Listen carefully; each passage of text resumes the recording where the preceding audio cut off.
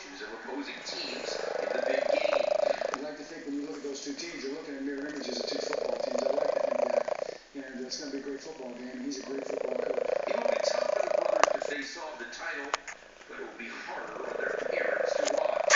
Their only consolation, no matter what, one of their sons will win it all. Zij willen hier een geruststelling, dat een van